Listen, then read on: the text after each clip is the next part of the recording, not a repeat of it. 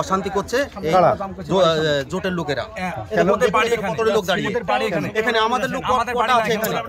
আপনারা ভোট যারা ভোট দিচ্ছে তাদেরকে জিজ্ঞাসা করুন যে এখানে মারামারি হচ্ছে না অন্যায় হচ্ছে না ঝামেলা হচ্ছে, এটা জিজ্ঞাসা করুন, ভোটারদেরকে জিজ্ঞাসা করুন।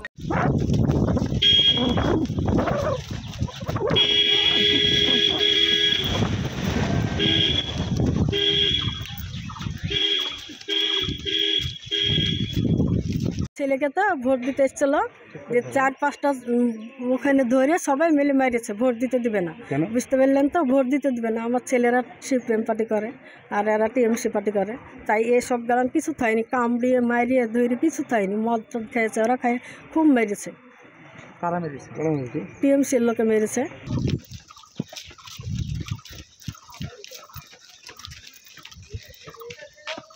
কোনো ঝামেলা না, শান্তশিষ্টভাবে ভোট আছে। ওদের বিরোধীদের কোনো ভোট নাই, ওদের মাথা খারাপ হয়ে গেছে, তাই ওরা উল্টে পাল্টা বকছে। বিরোধীরা তো তৃণমূলের উপর অভিযোগ করছে, কোনো ভুল বার্তা, এসব ভুল অভিযোগ। কংগ্রেসের জোটের এক লোককে মারধরের অভিযোগ তৃণমূলের কেউ মারেনি, এরা এখানে সন্ত্রাস সৃষ্টি করার জন্য এরা এখানে দাঁড়িয়ে আছে। এরা তাছাড়া আমাদের দিক দিয়ে কোনো সমস্যা নাই। ভোট আগে মারলো কারা তাহলে ওদেরকে? ওদের কেউ মারেনি তো, আরে মিথ্যা অভিযোগ। মিথ্যা অভিযোগ।